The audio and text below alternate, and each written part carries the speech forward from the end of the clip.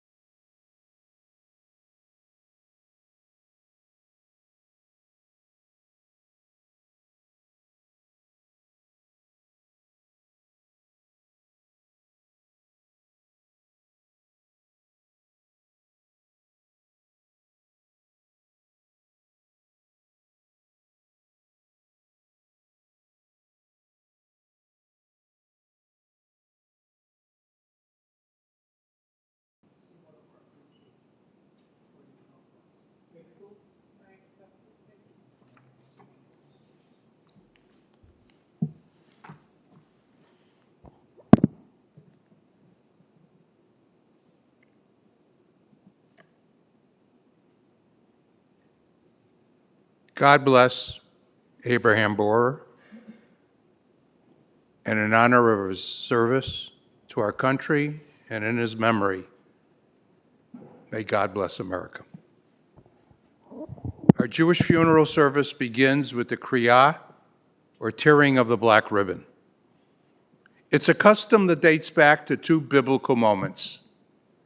First, when Jacob saw what he thought was the blood of Joseph on his coat of many colors, our Bible says that he tore his clothes. And then many years later, when King David learned that his son Avshalom had been killed, in his grief he fell to the floor and also tore his clothes. So this expression of tearing has been part of our Jewish funeral service now for over 3,000 years. And the external tearing has come to symbolize the broken fabric and the broken hearts in our lives.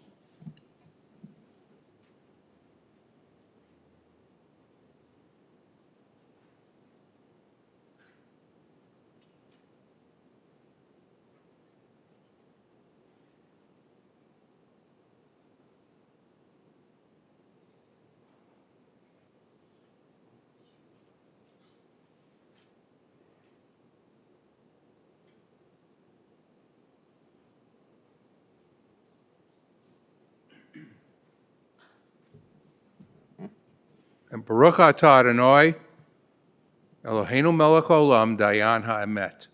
Oh, blessed art thou, O Lord our God, King of the universe, who is the one judge of all truth. At the end of life, I think the measure of success is not how much you've got, but how much you've given. Not how much you've earned, but how much you've returned. Not how much you've won, but how much you've done. Abraham Bohrer gave, he returned, and he did so much for others. He is gone, and you can shed tears that he is gone, or you can smile because he has lived. You can close your eyes and pray that he will come back, or you can open your eyes and see all that he has done. Your heart can be empty because you can't see him, or you can be full of the love that you shared. You can turn your back on tomorrow and live yesterday, or you can be happy for tomorrow because of yesterday. You can remember him and only that he is gone, or you can cherish his memory and let it live on. You can cry and close your mind and be empty and turn your back. Or you could do what he would want, smile, open your eyes, love, and go on. A life well lived cannot be diminished by death. The beauty, the guidance, and the inspiration it gave us will shine on as brightly as ever. Death leaves a heartache no one can heal, but life leaves a memory no one can steal. There is a beautiful line from the play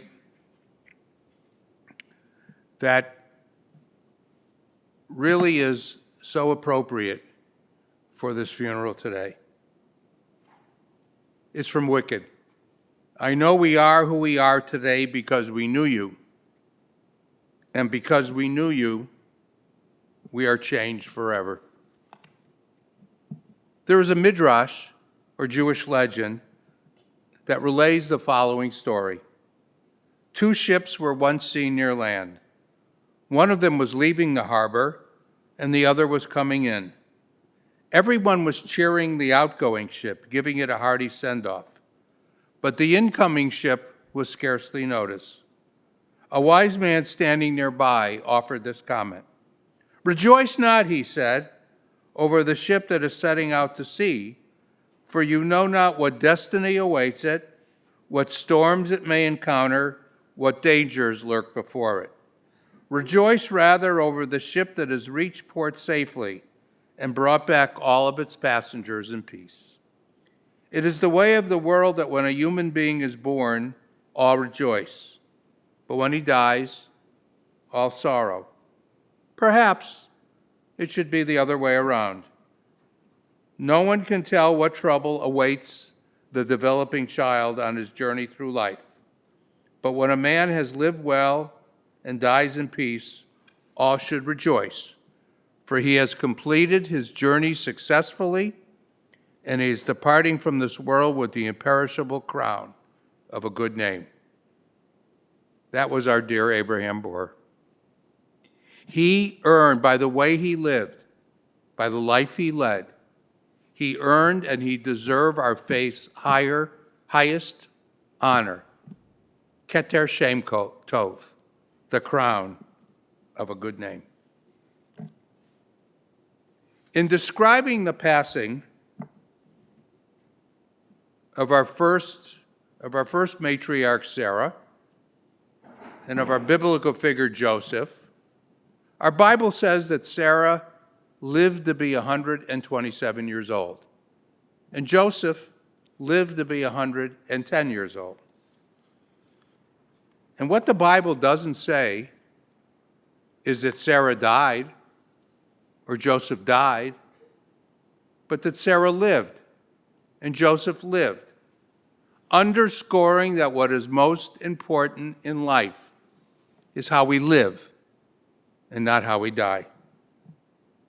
Our dear Abraham lived a wonderful life for his wife Judith, a life of love for his first wife Harriet, a life of love for his children Edward and Robin and Adrian and Ruth and the late Mitchell J., a life of love for his grandchildren Danielle and James and Jason, a life of love for his sister Rosalie and his brothers Bernard, Lawrence, Leonard, and Harry, a life of love for his sister-in-law Judy, a life of love for his niece and his nephews and his extended family and his many friends. Our tradition teaches us that when we pass on, we leave behind only two things. And they are two Hebrew words that not only sound alike, but they come from the same root. One is Yerusha, and the other is Morasha. Now, Yerusha are your material assets. They're your bank accounts, or your real estate holdings, or your stocks and bonds. But Morasha is the essence of who you are, of the characteristics about yourself that you leave behind for family and friends who love you and who will miss you.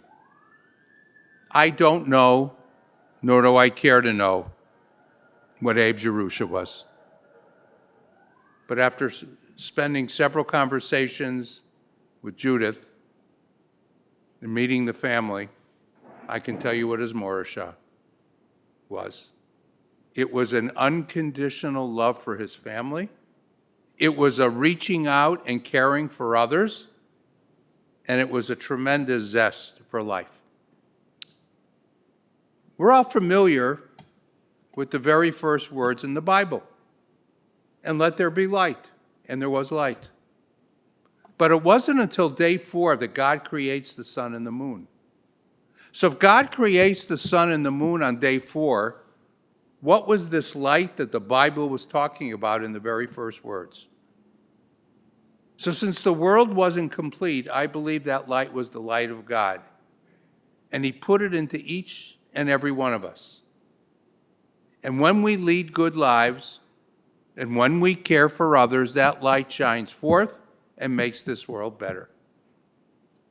Every single person here knew that Abraham Bohrer had that light. And when it shone forth and hit you, it inspired you to do better and to be better. On the drive up here from the city, 2 songs came over the radio that unbelievably touched me for the service today. The first was a song by James Taylor, How Sweet It Is to Being Loved by You. how sweet it was for all of you to being loved by Abraham Bohrer. And the second was a hit song written by Burt Bacharach and Hal David and sung by Dionne Warwick, Always Something There to Remind Me. Each of you will always have something there to remind you of Abe Bohrer. For as the song concludes, for how can I forget you when there is always something there to remind me?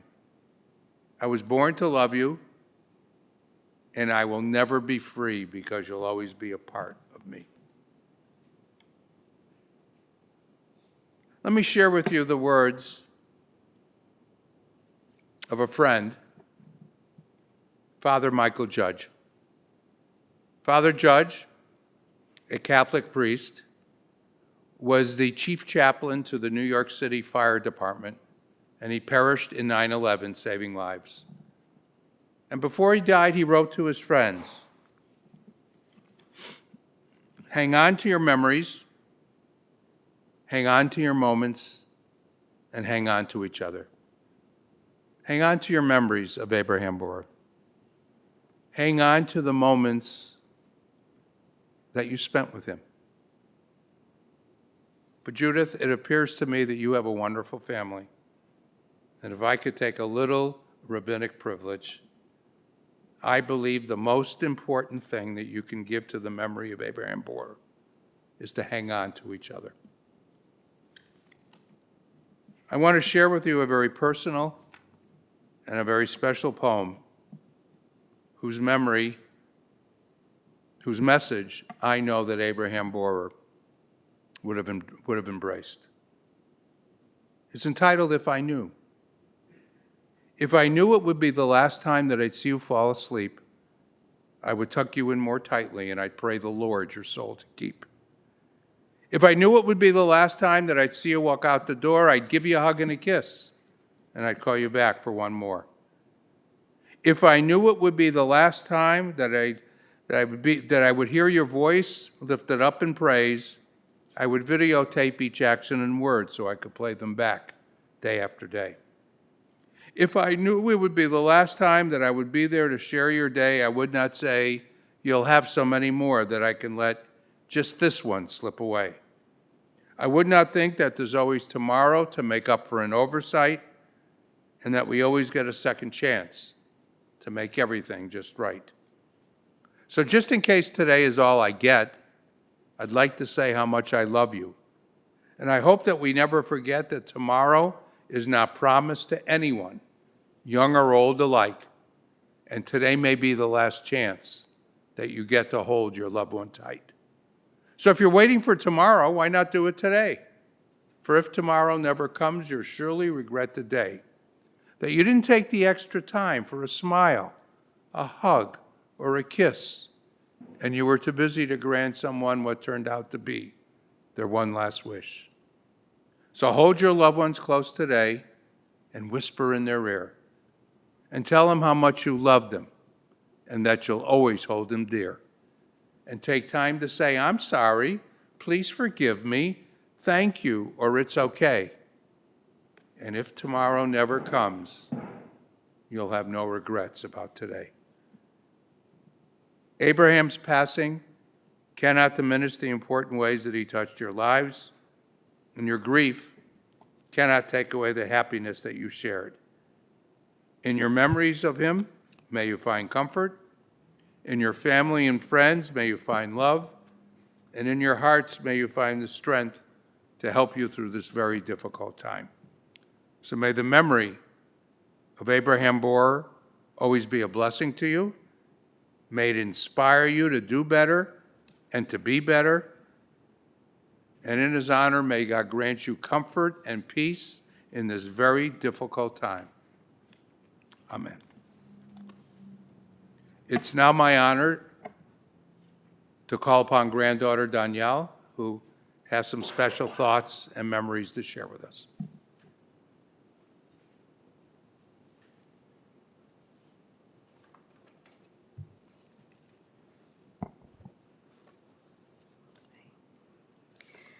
Thank you all for joining us here today as we remember the life of my grandfather, Abraham Bohrer. My grandfather's life spanned over 11 decades, and it includes more wonderful accomplishments than we have time to list today. When I was writing this, I kept thinking to myself, how lucky am I that his life included so many cherished memories that I struggled to pick which ones to share with you today. So I borrowed some words of my brother's to give you a brief summary of his life. My grandfather was an immigrant, a World War II veteran, a hero, a friend, an advocate of Israel, a business owner, a generous donor to his community and the many causes that were important to him, a fisherman, and so much more. But best of all, you are a grandpa. I might be biased, but of all the titles he held in his lifetime, I think grandfather was his favorite. My earliest memory of my grandpa was at his very own wedding to Judy. Grandpa was supposed to be getting ready or taking pictures or doing something important on his wedding day, but instead, he was caught riding up and down elevators playing tag with my twin brother and I. Even on a day that was supposed to be all about him and Judy, he found a way to make it special for his grandchildren. When you look around his house, it's clear to see that it wasn't just Judy and his grandchildren that he adored. Pictures of his children and his other family members can be found in every room. Grandpa had a particularly close relationship with my late Uncle Mitchell. Uncle Mitchell asked daily, often more than once, to my grandpa, "Dad, are you proud of me?" And Grandpa, every single time, took the opportunity to tell my Uncle Mitchell that, "Yeah, Mitch, I'm proud of you, and I love you." So it's fitting that Grandpa left us on Monday, which just so happened to be my Uncle Mitchell's 73rd English birthday. Even more so is fitting that today would have been Uncle Mitchell's Hebrew birthday as well. Speaking of birthdays, while Grandpa may have only been 103 years old, he actually celebrated a lot more than 103 birthdays over his lifetime. We know that my grandpa was born in 1920, and we're pretty confident that my grandfather was born on October 9th. But as is not uncommon for immigrants of his era, much of his official paperwork, like his entry papers, his school papers, have different days and months listed on them. It was a common joke in our family that when Grandpa felt like he hadn't seen us in a while, he'd claim it was his birthday and invite everyone to dinner. And really, none of us could prove him wrong. What brings so many of you here today was my grandfather's generosity. I will forever be grateful for the things my grandfather gave me, including my education and a passion for my community. But for someone so generous, he was incredibly hard to give back to on those birthdays. He didn't like to spend money on himself, on unnecessary things, and he didn't like having extra frivolous things around. So each birthday, our family tried to get him thoughtful gifts, things that we knew he wouldn't buy for himself, like nice watches or handmade ceramics. He always said thank you, but often never used the gifts. Then one year, I think it was my brother, who decided to give up on getting him nice, useful things and bought him a very cheap Billy the Bass singing wall decoration. The second this plastic fish started singing and dancing, my grandfather's face lit up with a smile so many of you know so well. Grandpa had a smile that transformed his entire face. It was slightly mischievous, impossible to ignore, and brightened the faces of all of those around him. Grandpa left behind many gifts, but I think I'm most grateful for getting to see that smile passed down on the faces of my dad, my aunt, and my brother. My grandfather would never ask anyone to repay any of the kindness he gave out during his life, but he isn't here to argue with me, so I'm going to ask this on his behalf. In the Jewish tradition, when we lose a loved one, we say, "May his memory be a blessing." Today and moving forward, I ask that each of you help me to carry out the blessing of his memory by building up your community, supporting local programs, giving generously, and telling those around you how proud you are of them and how much you love them. Love you, Grandpa.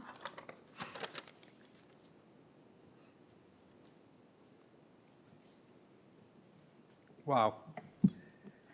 Is Yale here? Hi, Yale. And now it's my honor to call upon grandnephew Yale, who will read some beautiful remarks from his wife, Judith.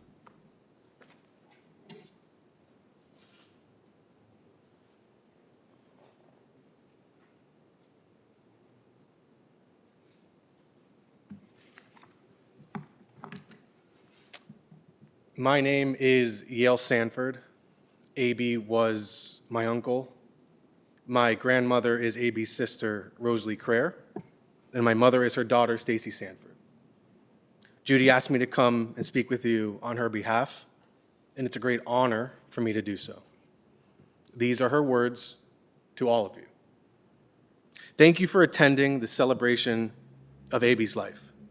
A.B. never sought recognition for any of his achievements, nor did he expect to be rewarded for them. All his life, he put forward his best effort and succeeded in every job he had. He was honest. He was genuine. He had sympathy for his fellow man and eagerly helped when it was needed. He was a proud Jew who supported Israel and Jewish causes. He was approachable and open to hear your troubles and find a way to help. A.B. was a busy man. He enjoyed conducting his freight transport business, supporting his family, and attending religious services. He was a veteran of World War II and installed the cables for communications. His favorite pastime was fishing from his boat on Lake Michigan. He was a proud husband of Harriet for 43 years until her untimely passing at age 67. Harriet's sister Ina of blessed memory, her husband Mel Roth of blessed memory, and their children Ellen, Claudia, Andy, and Clifford Roth were loved by A.B. He was a proud father to Mitchell Bohrer of blessed memory, who passed away at the age of 69, and to Edward and Adrian. A.B. was a proud grandfather of Ed's twin children, Danielle and Jason. Ed's former wife, Judy, is their mother. Abe and I were married for almost 30 years. Abe was a philanthropist. He took his charitable givings seriously. He involved me in giving tzedakah and inspired me to give to worthy causes. In the last 3 decades, I have looked up thousands of times on the website Charity Navigator to help us decide where to direct these charitable givings. A.B.'s largest donation was to Little City Foundation in honor of his son Mitchell, who resided there for almost 60 years. A.B.'s best friend was Seymour Abrams of blessed memory. He inspired A.B. and me to support some of his charities. A.B. and I enjoyed our close friendship with Seymour and Ruth. A.B. loved and was loved in return by Ruth's daughter, Julie Tagg, and her husband, Chris, and their daughters, Ella and Maddie. Ruth had 2 sons, Steve and Billy, of blessed memory. Abe knew Billy for many years, and his charisma was a light to his family. Seymour was a banker, insurance company owner, businessman, chairman of the board of Park Plaza Senior Community, and active in the operation of several charitable organizations. As philanthropist, he endowed the Orthodox Union building in Jerusalem. A.B. and I shared many events with Seymour and Ruth, including traveling to Arizona, California, and especially Israel for Pesach programs, as well as attending charitable dinners. Seymour's warm friendship enriched our lives. It was an honor to be included in so many of his activities. His passing several years ago also left a big void in our lives. But to that extent, A.B. had a black chow named Baby for 14 years. She was a sweet dog and was well loved by A.B. and Seymour. A.B. and I also traveled to 5 towns in Long Island, New York, to visit with A.B.'s brother Larry and his wife Judy many times. We were also welcomed by their daughter, Randy, and her husband Doug, and their big family hosting us for many meals and parties. We also enjoyed traveling to Miami to spend time with his sister Rosalie and her husband Steve, who loved A.B. dearly. In fact, everyone who knew A.B. loved him in a personal and profound way. We also visited with Rosalie's daughter, Susan, and her husband, Shane Samoli, and their children, Brooke and Dylan. We also visited with Rosalie's daughter, Robin, and her husband, Michael, and their children, Sophia and Jackson. And we often saw Rosalie's daughter Stacy and her husband Alan as we spent time at Rosalie's house. Now, A.B. liked to give back to the community and especially loved helping children. For 7 years, I welcomed our neighbors Simone of blessed memory and David Kamish's children to our house to visit, color, or read books before their parents got home for work. A.B. never complained that his dinner was often delayed because I started getting ready for dinner after the children left. A.B. enjoyed the friendship with our next door neighbors, Dana and Eddie Zipperstein, and their children, Isaac and Gabriella. We were often included in beautiful family parties. They treated us as their own family members. We have other lovely neighbors, namely Patricia, John, and Sophia, and her husband, Alex. I want to thank 3 wonderful caregivers for close to 2 years helped A.B. through his illness. They are Andres Panaga, Maria Kohokari, and Anuta Philemon. Without their help, it would have been impossible to care for A.B. myself. And also I want to thank Leighton Bessinger, my handyman, who also decorated the house and did important repairs. Without his help, I wouldn't have been able to function, as there's nothing he can't do. Lastly, I want to thank Little City Foundation for their help caring for Mitchell for 60 years and the honor they gave A.B. Their new CEO, Rich Bobby, has been at Little City for 12 years, overseeing all the programs. He has a large background before that. We wish him continued success as he takes the helm, and we know he will make Little City so proud of him as CEO. Also, Tina Maricini, the Director of Development, is another lovely employee of Little City whom I cherish as a friend, and former CEO Sean Jeffers is a delightful person in every sense of the word. Thank you for being here today.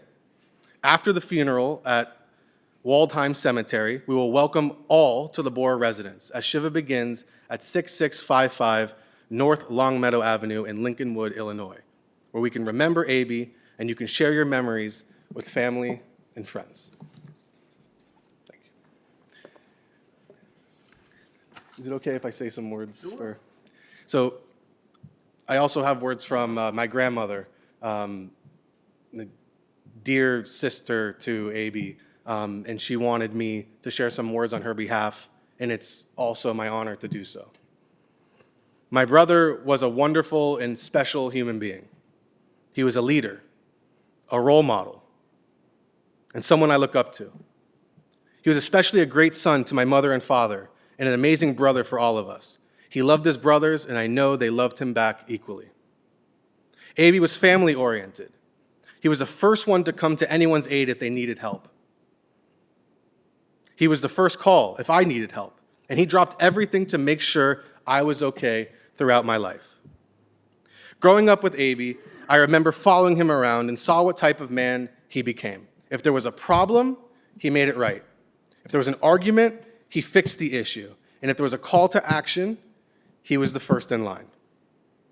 When my brothers went away to war, I felt like an only child. But I knew that they would all come home soon and everything would be right again. All my life, I was surrounded by strong, positive father figures. 5 to be exact. Those were my brothers. That was A.B.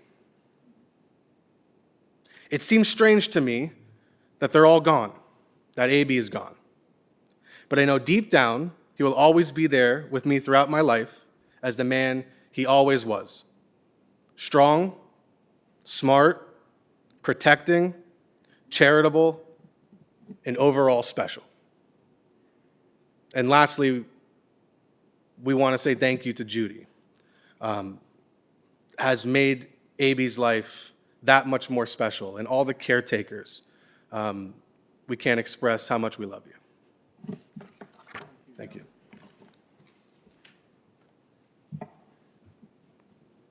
Thank you.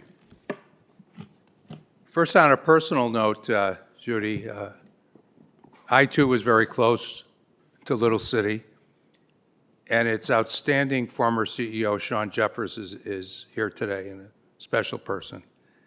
And I was also a good friend to Seymour Abrams. So it's a delight. Danielle, Yale, as I heard you speak and as I heard you read Judy's words. I don't know how many of you have seen the play Hamilton, but if you have, you know that one of the themes of Hamilton is how to pass on your legacy. And there's a verse that goes through the entire play from beginning to end. Who lives, who dies, who will tell your story? Who will keep your flame, and who will remember your name? You will tell a story. You will keep his flame alive, and you will always remember his name. I ask that the family please rise for a moment.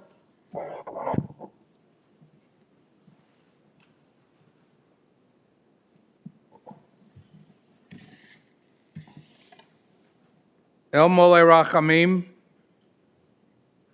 Shochein Bamromim, Hamatzei Menucha Nechona Tachat Kanfei HaShechina, B'ma'alot Kedoshim Etohorim Kezohar Horakia Mazirim Et Nishmat Abraham Bohrer Sholach Li Olamo. El Mole Rachamim, O exalted, compassionate God, grant infinite rest in your sheltering presence among the holy and the pure to the soul of Abraham Bohrer, who has gone unto his eternal home. O merciful one, we ask that you find perfect peace in your eternal embrace. May his soul be bound up in the bond of life. May he rest in peace. And as one united family, let us answer. Amen. And you may be seated for a moment, Susan. Even though we're going to be saying it at the cemetery, Judith asked that we recite Kaddish here at the funeral home as well. Now, the origins of our mourner's prayer, which is called the Kaddish and means holiness, its origins are very mysterious. Angels are said to have brought it down from heaven. It's the only prayer in our faith that has the power to link the living and the dead. But interestingly enough, if you were to look at the English translation of our Kaddish, there's absolutely no mention of death in our mourner's prayer. Therefore, it allows us to focus on the blessings of life. And Abraham Bohrer was certainly a blessing in our life. So at the back of your pamphlets, I ask everyone to please rise, and all who can to please join in as we recite our traditional mourner's prayer, Kaddish. Yitgadal v'yitkadash Shemei Rabbah, v'yomad divrach hirutei v'yamlich malchutei, v'chayichon v'yomechon uv'chayei dechol Beit Yisrael, ba'agala uv'izman koriv, v'yimru amen. Yehei Shmei Rabbah mavorach li'olam olamei olmaya.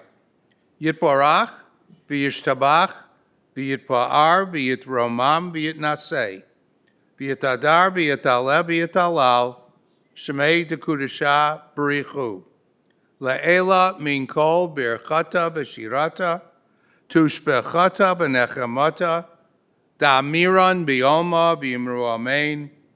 Yehei shlama rabba min shemaya v'chayim aleinu v'al kol Yisrael v'yimru amen. Oseh shalom b'mromav, hu ya'aseh shalom, aleinu v'al kol Yisrael v'yimru amen. May the good Lord, who makes peace in the high heavens, grant peace and comfort to all of you who remember and who mourn Abe Bohrer. And again, as one united family, let us answer. Amen.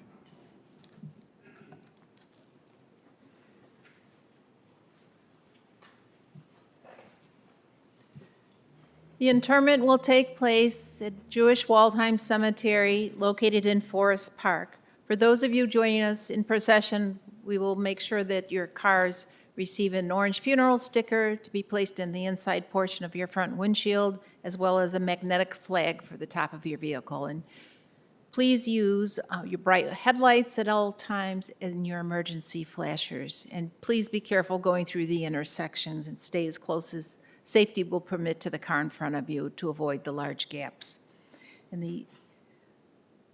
Following the interment and into the evening today, Shiva will begin at the Bohrer residence, 6655 Long Meadow Avenue in Lincolnwood.